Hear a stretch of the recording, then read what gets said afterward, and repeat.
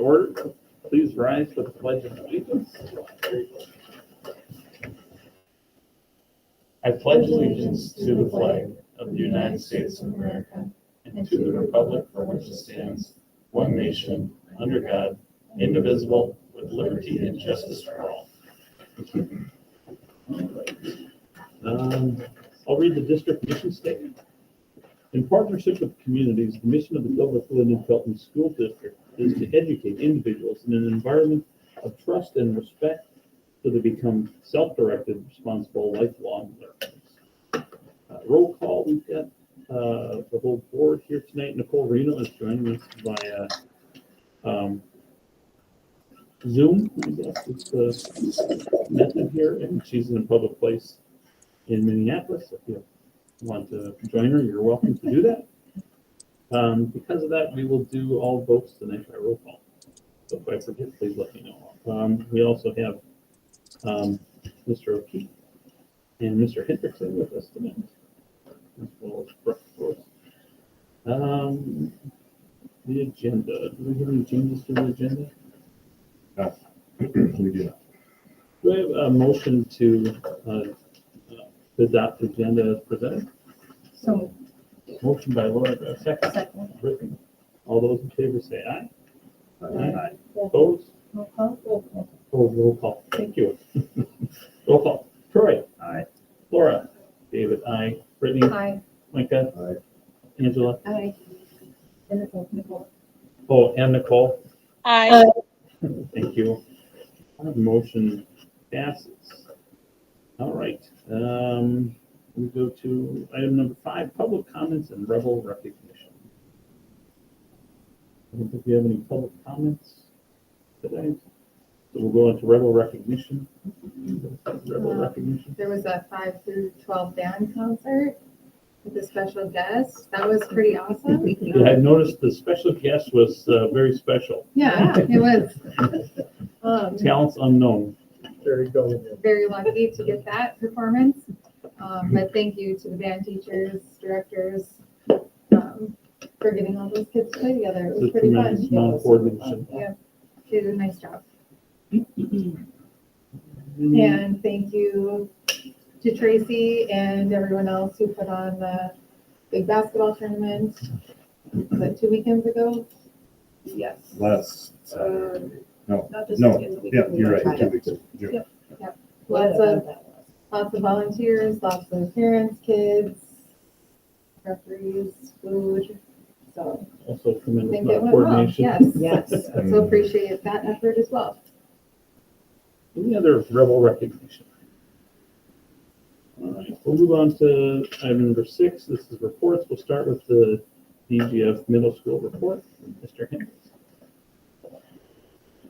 Right here good, or where do you want us? Keep coming, you see on screen, right there. I don't want to get too close to you. Just a few things that we have going on. Last Friday, our high school National Honor Society put on a kindness anti-bullying seminar for our 5th and 6th graders. That was held last Friday afternoon, and we have one of those coming up that DGF has done for many years with the 7th grade compassion retreat. We have the outside speaker come in, and then the high school honor society kids also work with those students. And I believe that, I think it's coming up next week already. So that's coming up on that. So we're doing some things. We also have our SEL curriculum that we started this year with our counselors and our teachers going into the classrooms and providing that for our students as well. So those are some things. 5th grade, they have their living wax museum that they're doing.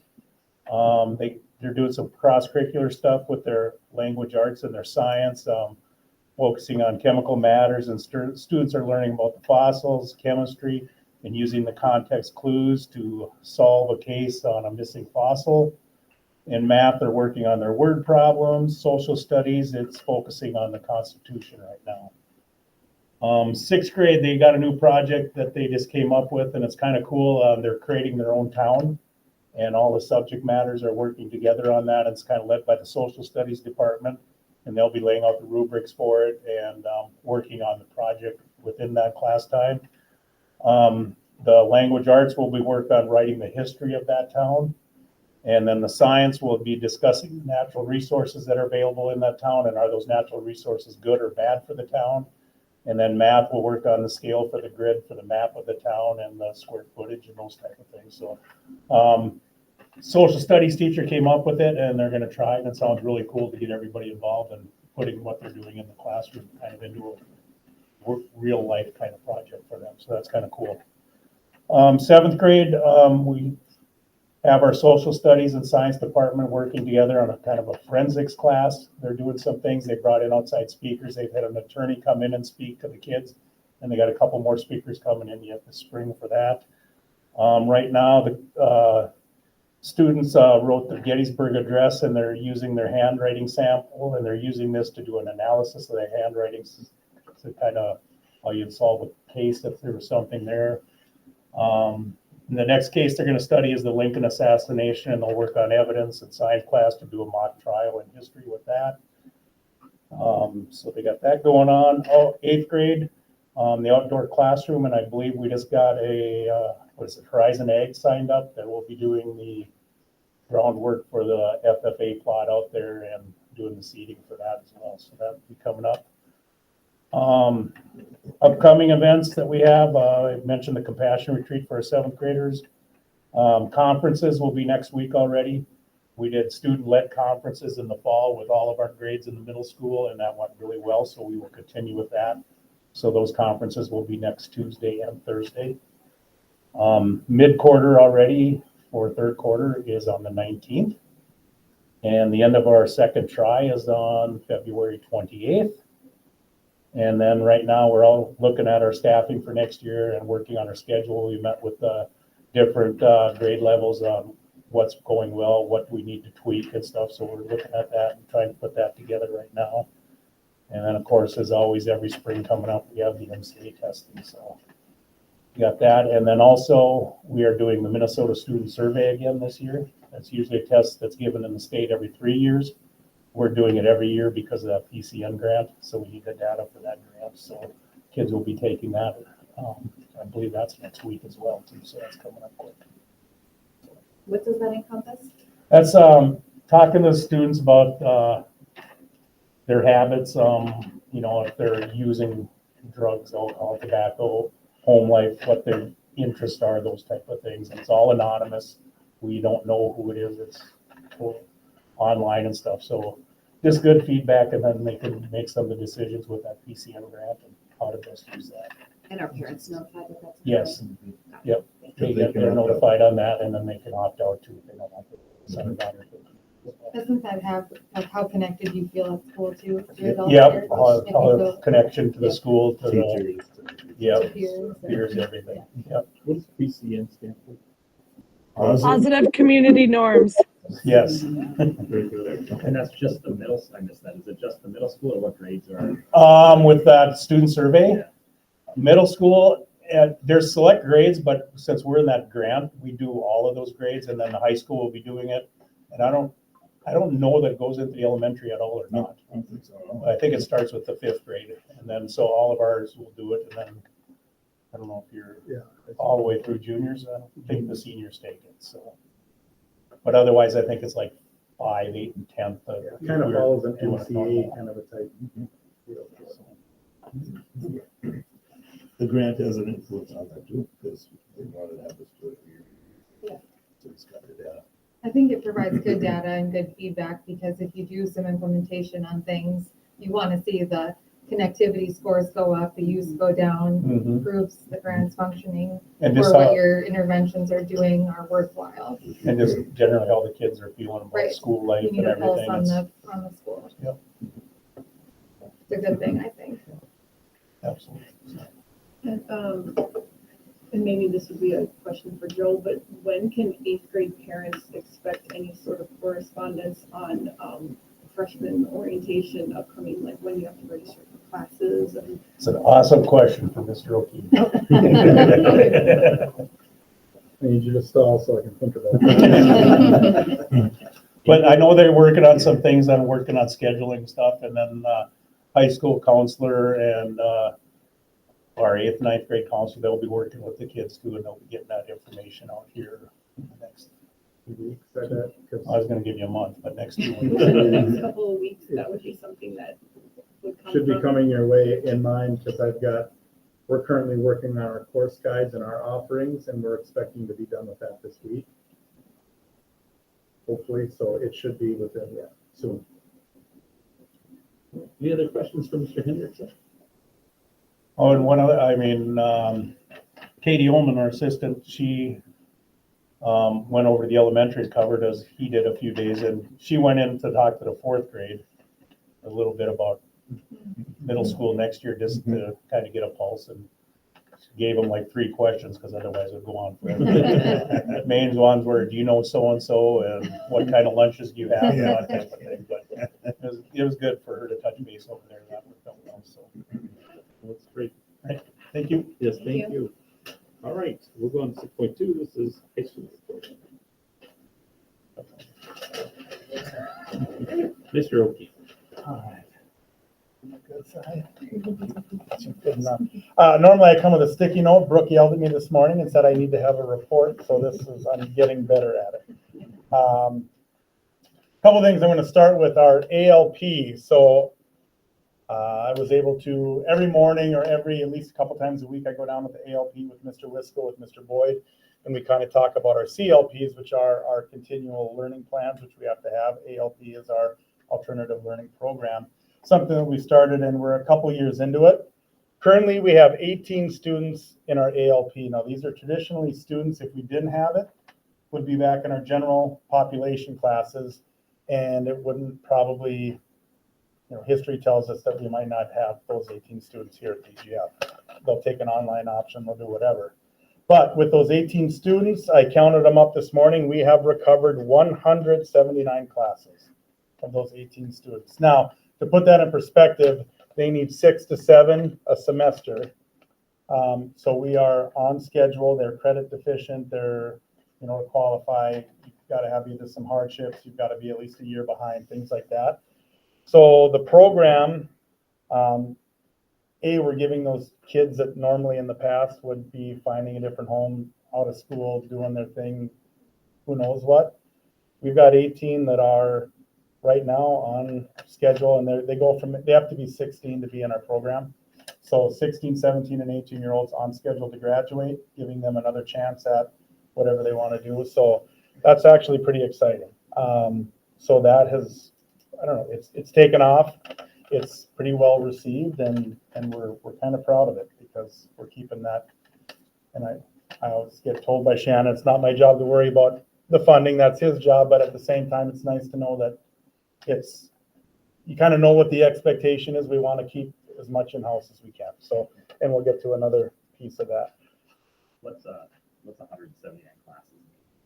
Okay, so you would have, great question. So if I get a kid that's a sophomore and he nothing but F's as a freshman, he needs to work on his sophomore classes, and he has to recover all those freshmen. So freshman English, Algebra 1, things like that. So they've been able to, just this year alone, recover those classes. So Between the 18, there's 179 recovery classes. right, so on average, you're looking at about 10 per.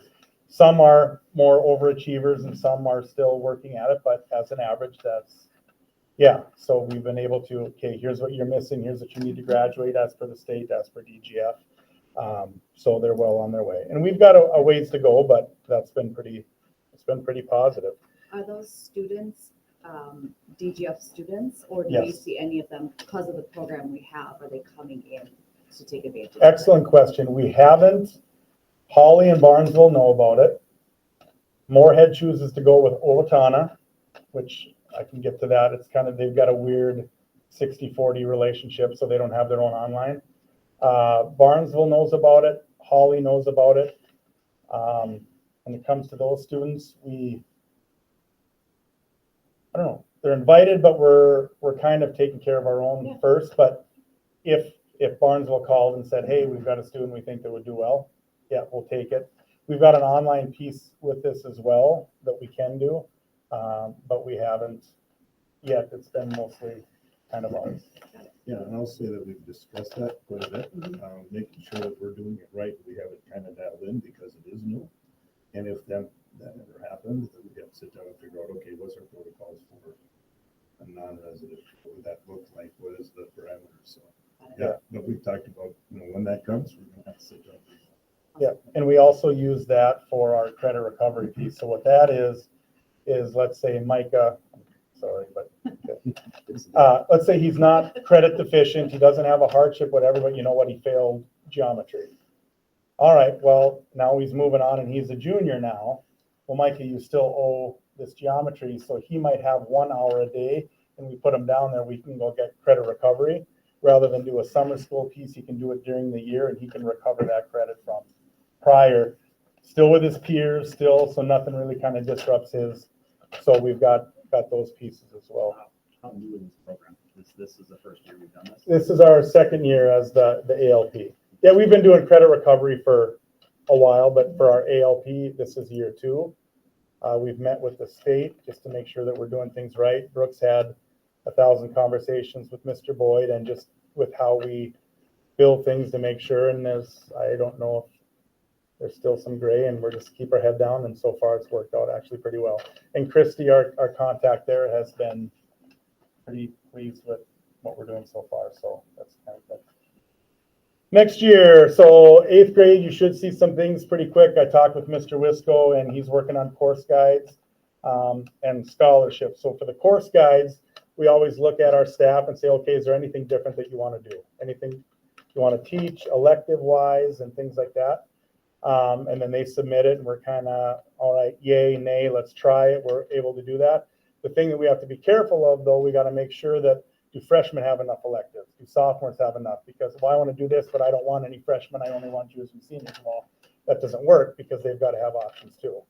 So it's been, you look through it, and some of it sounds pretty good, and we're always, that's kind of the business we're in. We try, we fail, we try something else. But we're more interested in numbers and what do we need to do to keep our students interested and create the different pathways that they take. All right, we've got our kids that are going to go on a 4-year college track. That's great. We've recently opened up another huge pathway we've got welding kids now that are seeking that with the welding program, with the woods, with the tech, the hands-on things. And then we've got some that simply just want to work out of high school and they're going to get on the job training. The cool part is with the program that we use, let's say Shannon wants to do hot air balloons or whatever it is. Well, okay, that's fine, but we've got a program that has tons of classes where you can, or military, intro to the military, I'm going to go into the military. Well, we can actually offer those classes as an elective now. So, and it's the same program. It all kind of ties together. It'll kind of tie together with what we're doing here. Give me 5 more minutes. I don't want to ramble on like Kent, but so we'll get the course guides in there. Scholarships, we screwed up. We had last year's scholarships on. Apparently, we needed to hit publish twice, and Mr. Wisco was only hitting it once, so he notifies me that now, as of today, the real scholarships are on because we were wondering why kids weren't taking advantage. So there'll be an uptick in that. The online issues, we are entering a popularity contest. If you do not like a teacher, you don't have to take a class from that teacher. What does that mean? It means I don't like math. I'm going to take it online from an online school. What does that mean for DGF? That means those schools, we have to still provide everything, but the check goes to somebody else. Not that I worry about kids. I don't get to worry about money, but I know the guy that I answer to gets to whatever. So we kind of battle that, and you work with the teachers and you try to tell some veteran teachers, hey, I know you've done it this way for 40 years, but we've got to try to, I want the rigor, but is there anything we can do? Can we try things that are different? There's good news in this. Right now we have probably 17 kids out of our 450, what's the magic number at the high school, that are doing at least one online class. The best part about it is we are actually offering that online class. They're not going, we're not outsourcing it. We're not writing anybody a check. We're keeping that full funding. We're keeping that student in-house at DGF. How are we doing that? Well, Owatonna partners with Moorhead, and they do a 60-40 split with their kids. Any Moorhead kids that go online, Owatonna takes 60%. They keep 40%. They use the same program that we use. We use Edmentum. And that's something that we've been using for years. If you look at Pequot Lakes right now is in the same boat, struggling with kids jumping ship. we're actually ahead of the game. So they're asking DGF, what are you doing? How are you keeping kids here? I'm still nervous if we're going up, we're going down, or we're plateauing, but we're in better shape because we have something in place that, hey, yep, I get it. I can't stop you from jumping ship as per our statutes.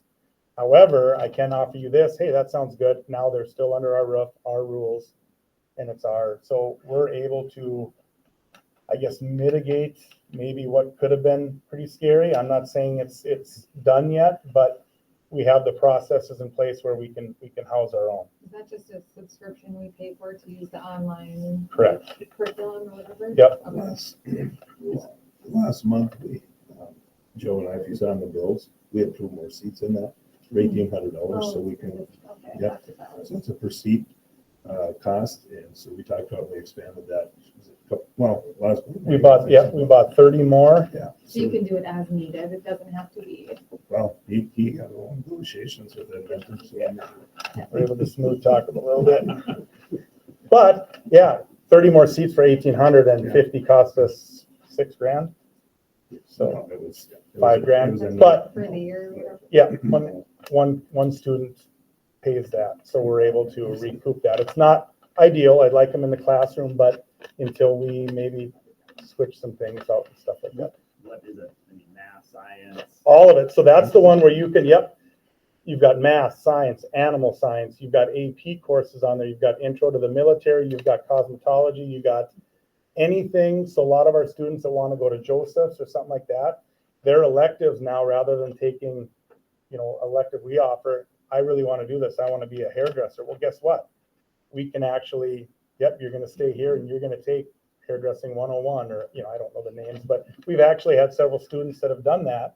And then of course we take them over on it's like a college day. Yeah, let's go tour it. And so it's not your traditional pack, but hey, it's a game changer for these students that normally we wouldn't, oh, you're not going to one of the main institutions? Sorry, good luck. No, that's not, here's what we can do for you. And it's worked out well. More of like an independent study then. Yeah, yep. And we control those, so we can't, all right, Brittany, you're a go-getter, you come in there and you knock it all out in 2 days. Now what are we gonna do the rest of the semester? We control what we open. Oh, nice. Yep, so it's just a day by day and yep, it's paced, so we can control that, so it's Do the not. students stay here when they do it? Or Yep. They can leave and go home while they're doing Nope. class? Nope, they stay here. They go into our ALP room. And that way Mr. Boyd has it on there and we can go guardian it and we can make sure that they're doing the right things and open different things. And Mr. Wisco as well, our high school counselor. So it's pretty neat. High school, the current state, we are in the process for graduation. We ordered that. We're already starting to plan for that. Like Kent had said, we've got conferences, we do an open house, and then our site team decided to go an invite only, but later on into March. That was met with, we might go back to the back-to-back with everyone else. Because the time comes when we have to do ours and everyone else doesn't have to stay till 8, and then everyone gets a little bit upset, but they're the ones that voted for it, so. Culture climate, a couple things that we did. We have 4 times this year, we're doing competitions with the students. So staff's got a team. Usually we did the Olympics in September. We did a badminton tournament in December. We've got a Knowledge Bowl challenge coming up next week. And then we ended in April with a talent show. So we'll try to get a group together to bust out a tune and we'll see what we can do. Celebrations, FFA week is coming up next week. That has really kind of gained steam, and Alexandra has done a great job with that. And the last thing I want to touch on, we threw this out, and this is kind of might need some board approval on this. I don't know. Usually I like to ask for forgiveness. But MCA test, we have a lot of kids that opt out, and they're traditionally not the kids we want to opt out. They're the ones that we know are gonna, so we thought, well, what's something that we can do to maybe sweeten the deal a little bit? So Shannon will give up some of his salary. No, so we figured sophomores that take it, what's the harm? Parent permission or approval, but they have to meet or exceed as a class. So that means everyone's got to take it. Otherwise, if you don't take it, that counts as a 0. But if they meet or exceed the state level, why wouldn't I open up the last month of school? They can have open campus just for lunch. So if they wanted to walk up upon parent, something like that.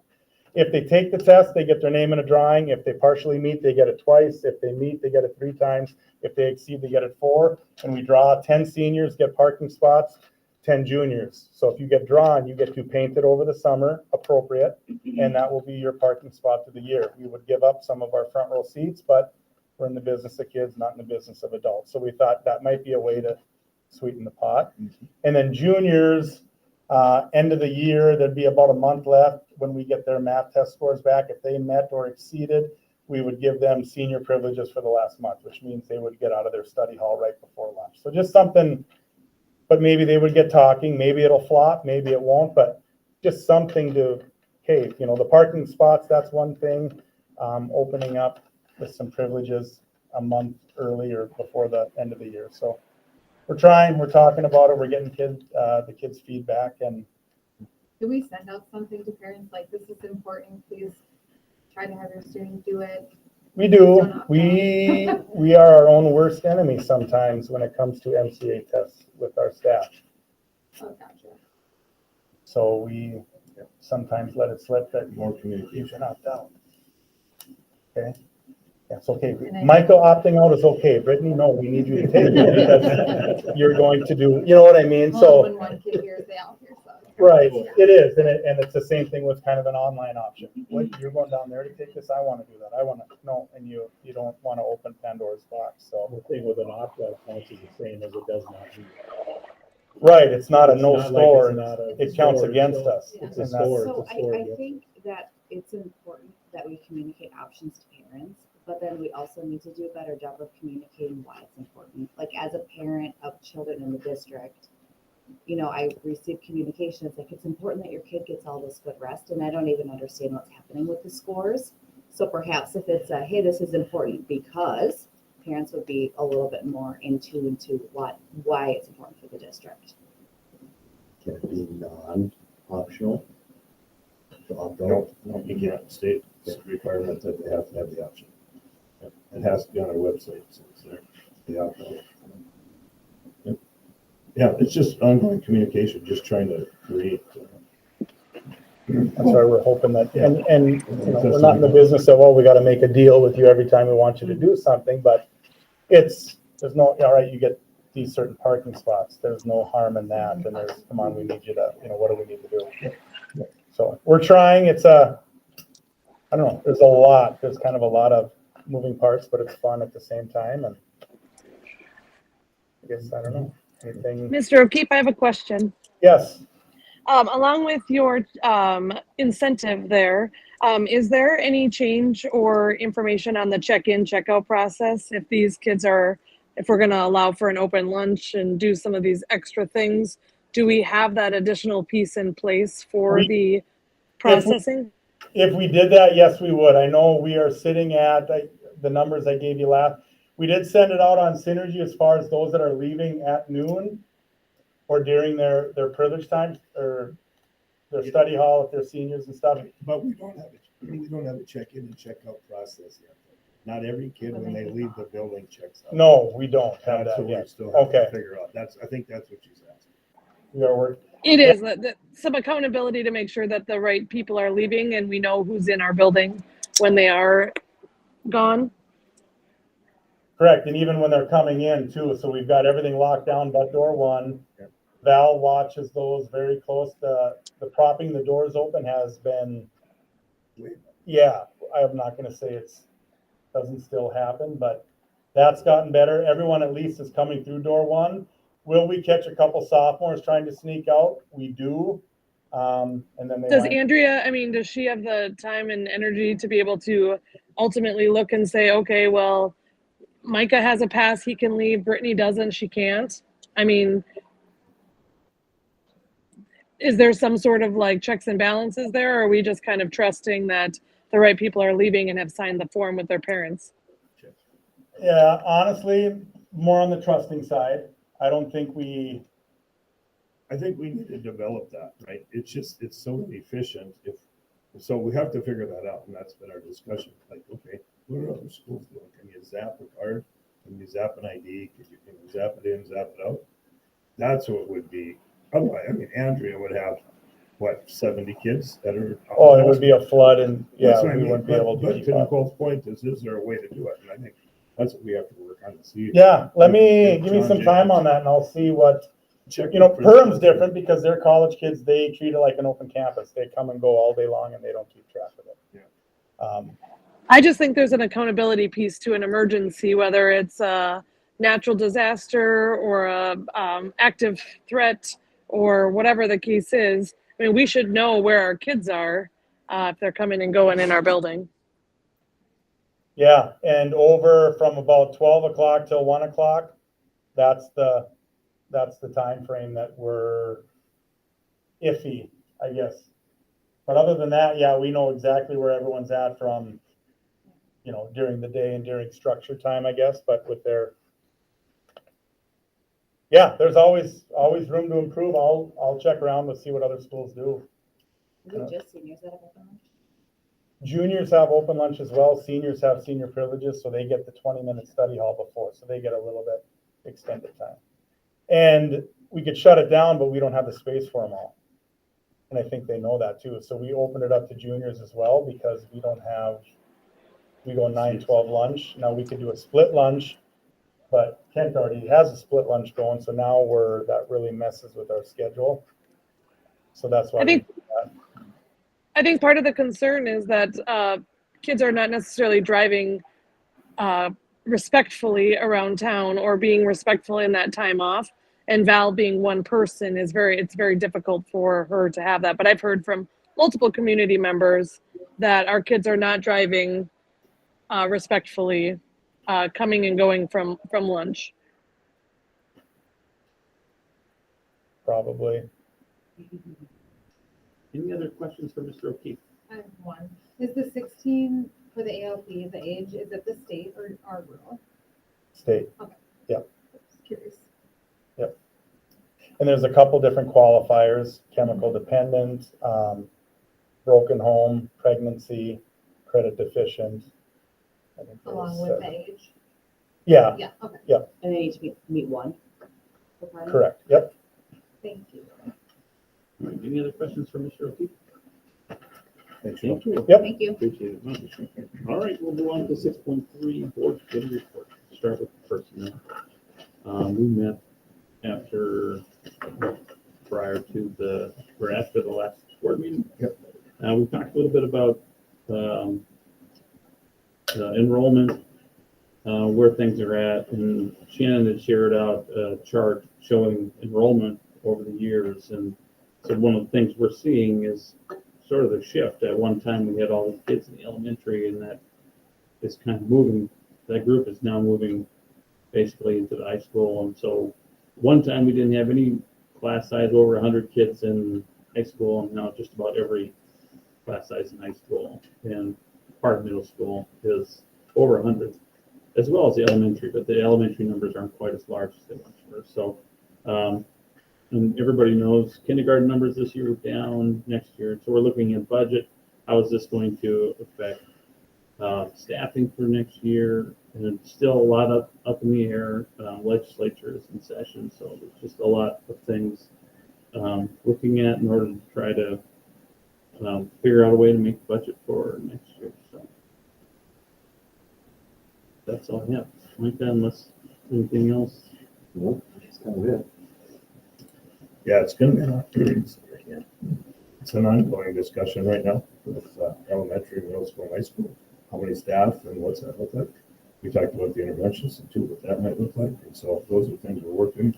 I'd say it'll be at least a month to finalize all that.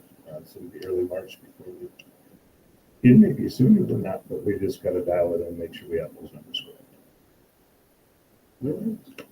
We'll go on to the Lakes Agassiz Ed Co-op. Yeah, and I attended it.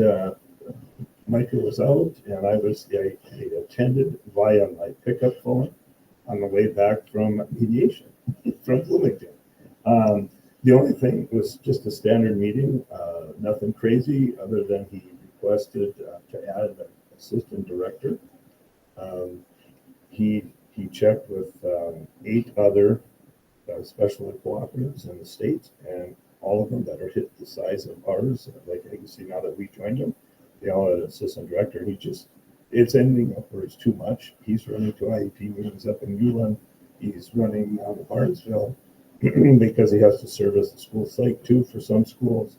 He's just spread so thin that he can't get to everything that he feels he should and or his job. And so that was something that was discussed at that meeting, and the board approved for him to go out and look into that and get more information and post that. So that was the big news or the big question from that meeting. Otherwise, it was just a standard. That's something we have to help pay for them. It's the whole cooperative has their pay is in it, yes. Yep, and he has the breakdown and stuff too. Yeah, I was in my pickup. So I just heard the conversation, and they approved, the other schools approved that we should look forward to what that look like here. Does each school get one vote? So like, would you have been our vote to approve or, I don't get to vote because I'm the superintendent, so Mike is our vote. I understand. Yeah, he's our representative, so. Thank you. So it's an assistant special ed director. Is that what you're saying? It's assistant director, and so he already has some coordinators out there. This person will be doing some of the coordinating, would attend some of those other meetings. Just a lot across districts that it's getting, you can't Because be. we're into- bigger than any district they had, a Yeah. lot of them combined. So I feel like, Well, we're 35% of the co-op. right, Yep. We have 35% of the share then. No, it doesn't come out that perfect. There's a billing thing. It's a portion is based on population. The other one is, and I'd have to go back and look at it. Everybody pays a percentage the same. Can't remember now. I'd have to go back and look at what that agreement is. Let's say 20%. Everybody's in for that. And then it's based on population after that. So for the part of year. that population, then we do. It's all figured out at the end of the year because population of kids and special ed in and out, special ed works, we get reimbursed the following year. So he has to do all that numbers and then it'll be proportionate based on that. Based on our Per year. contract. Yeah, Okay. for sure. Yeah, because he has to close out the books every year because he has to get out. Any questions on Lake Legacy Co-op? All right, we'll go on to the construction update. No, it's just on there for our meeting we just had. So Yeah. there's not much to share. We just had it on there if there was anything you guys wanted to share. It's just that we went in closed session earlier today at the special meeting. About the disputes regarding the building project and what we're doing to try to get those resolved. So all, okay, let's go on to 6.4, superintendent report. First thing on there's March. I'll be in the city, at the Capitol on March 10th.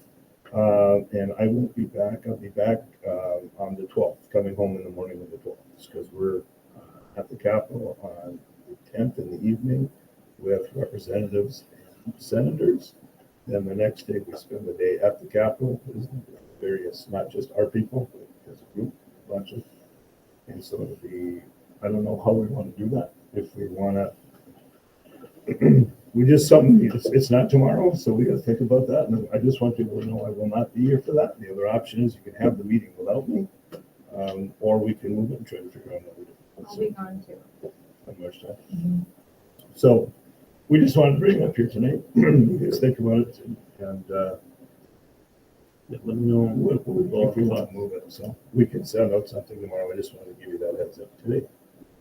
And then administrative evaluations, they're going to start the end of this week and we'll run through the rest of the month for all the principals and directors. So just letting you know, that's all getting started. This is their midterm. Intergovernmental retreat was last Friday. There's a lot of talk about the drug use in Clay County, and then also the housing and what they're trying to do with the state to get more beds in the county to help with that. So, and there was also some homeless talk in there too. So a lot of presentations. They're not super positive, but it's just talking because the legislators were there too, talking about how we need more state funding to help build facilities, create more beds for this unfortunate problem that we have in Clay County. Just so you know too, starting on March, we are the host. So last year, the county hosted it. The year before, that was the city of Moorhead. Before that was the Moorhead Public School. And now it's our turn. When I first came here in 21, they asked me to do it that year. I said, I don't even know what this is. So they agreed to kick me down the road. So we will be hosting in the high school conference room. We meet quarterly. And so we'll be hosting, and then next year at the intergovernmental retreat, I will have to kind of lead the retreat, and we'll put plans together what that will look like and what the agenda will be. So it's our turn to lead that group. Legislative update. A lot of conversations. When I was gone on Friday, I got an email from Sam Walseth that because the House came to an agreement and they're going to get back to work, there's already a House File 6 that was written before. They had to throw it up. It's already written again. They asked me to testify on Wednesday. I said, I'm not. I've been gone. I'm not going. But Brandon Lunick is going to go to talk about House File 6. I know there's other superintendents in the state level also. That one is basically saying kind of what we talked about and what we're presenting. We'd like to just do some internal transfers with our own funds by board resolution. So That's not LOR. that's not, LOR is not written yet, but they feel pretty confident that that will be. This is one to be flexible spending. The Senate also has one. Senate file something 77. If it's 477, 177. There is a Senate file too on this flexible spending. And again, I'll be going down there here early March, but I'm going to find out more of the documents, Sam, and our representatives here this week to see how this one goes. And the space survey, I just got that back. It's from the impact, what it is. It's a superintendent survey asking the impact across the state of Minnesota of the 2023 legislation and how we're looking today and what we're doing.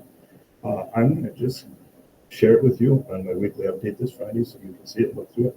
A lot of numbers. It's just a variety of things. So it's nice, pie charts, easy to see, easy to follow. And I'm going to just share that with you guys so you can look at that on your own because it's about 8 pages this time. So. Anyway, there you go. Any questions? Questions? I don't have a question, but I do want to thank Shannon for being so active in our state because I know that adds a huge responsibility and time commitment and energy. So just thank you for all that you've done for that. Yeah, thank you, Nicole. Appreciate that. For sure. You know, for so long we had Paul Markworth here, and we had able to bend his ear, and so now a lot of it's falling on Shannon. So yes, thank you very much for doing that. Okay, we'll go on to 7.1. This is a motion to approve the regular meeting on January 27th. Do I have a motion? So moved. Motion by Brittany. Do I have a second? Second. Second by Troy. Yeah. Any questions or discussion? Hearing none, we'll do a roll call. Troy? Aye. Laura? David? Aye. Brittany? Aye. Micah? Angela? Nicole? Aye. Motion passes. Go on to the consent agenda. This is to approve bills for February 2025 in the amount of $160,885.43. That's more like it. Yeah. Let's keep that up. That's right. Treasurer's monthly budget reports in your packet. Let's look at that. And then also to approve the resignation of Rika Charbonneau, paraprofessional, effective February 13th, 2005. And then last, to rescind the approval of administrative contract for Aaron Schindler. Do I have a motion? So, Motion by Laura. Mike, you want to second that? sure. Mike is. Any questions or discussion? I guess I just had a quick question regarding the, with Aaron Schindler. So you've gone back to look at the interviews from the other candidates or Yep. what were you doing? Yeah, when we went through them, we had 2 finalists. He was one of them. We decided to go with Aaron. And now that he's made a different decision here, we're going to our other finalists. I did meet with him on Thursday morning, and did meet with him. visited with Joe and Kitty a little bit about that too. And Eileen, I'm sorry, and Eileen. And did make an offer and we're gonna work through that. That's what I'm working through right now. So I'll give you guys more information when I get you. Yep. Any other questions or discussion? Hearing none, we'll do a roll call. Troy? Aye. Laura? Aye. David? Aye. Brittany? Aye. Micah? Aye. Angela? Aye. Nicole? Aye. All right. Motion passes. We'll go on to 9, new and unfinished business. 9.1. This is a motion to approve the second reading of the fiscal year 2026 school calendar, which is, do I have a motion? Motion by Angela. Do I have a second? Second by Troy. Any questions or discussion? We had a chance to look at this and I think last meeting, and it doesn't seem like there's a whole lot of opportunity to move much around anyway, so. Any questions or discussion? Hearing none, we'll do a roll call vote. Troy? Aye. Laura? David? Aye. Brittany? Aye. Micah? Aye. Angela? Aye. Nicole? Aye. Very good. On to motion passes. On to 9.2, this is to approve the resolution directing administration to make recommendations for reductions in programs, in positions, and things. Do I have a motion? Motion by Laura. Do I have a second? One second. Second by Brittany. Angela. Angela, sorry. I've got hearing aids now, but it That's okay. apparently I'll speak still up. doesn't quite do the job. Any questions or discussions on this? This is just an annual thing in case we need to have something done. In this case, sometimes it could be driven by a program that we need to cut because of cost, which is not the case here, but or reducing staff due to enrollment or something. This is just an annual. Annual meaning calendar year 2025 or Yeah, so this is me, for next school year, if we need to make changes. 25, 26? Yes, yep. Any other questions or discussion? Oh, we have to read it. Yeah, Laura, go to it. Alrighty. Yeah. Okay. All right. Whereas the financial condition of the school district dictates that the school board must reduce expenditures immediately, and whereas this reduction in expenditure must include discontinuance of positions and discontinuance or curtailment of programs, and whereas a determination must be made as to which teachers' contracts must be terminated and not renewed, and which teachers may be placed on unrequested leave of absence without pay or fringe benefits in affecting discontinuance. Be it resolved by the School Board of Independent School District number 2164 as follows. That the school board hereby directs the superintendent of schools and administration to consider the discontinuance of programs or positions to effectuate economies in the school district and reduce expenditures and make recommendations to the school board for the discontinuance of programs, curtailment of programs, discontinuance of positions, or curtailment of positions. Very good. Do we have any other questions or discussions? Hearing the resolution? Hearing none. We'll do a roll call vote. Troy? Aye. Laura? Aye. David? Aye. Brittany? Aye. Micah? Angela? Aye. Nicole? Aye. Very good. Resolution passes. On to number 9.3. This is to approve the updated 2025 committee representatives as presented, which is. Do I have a motion? So moved. Motion by Brittany. Do I have a second? I'll second. We'll say Angela. Any questions or discussion? I think Shannon sent out a note on this, or Mary Brooke did.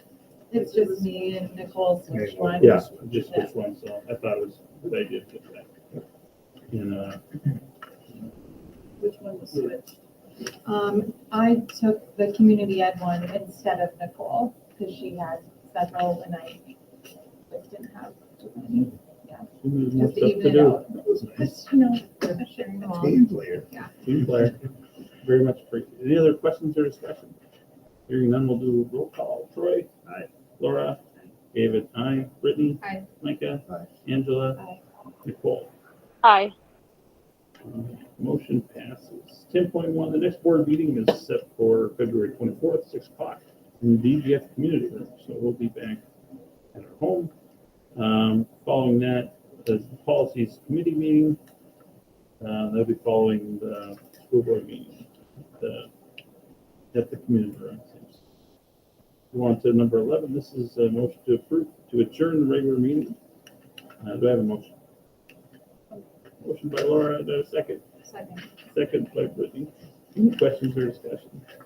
Hearing none, we'll do a roll call. Troy? Aye. Laura? David? Aye. Brittany? Aye. Micah? Angela? Nicole? Aye.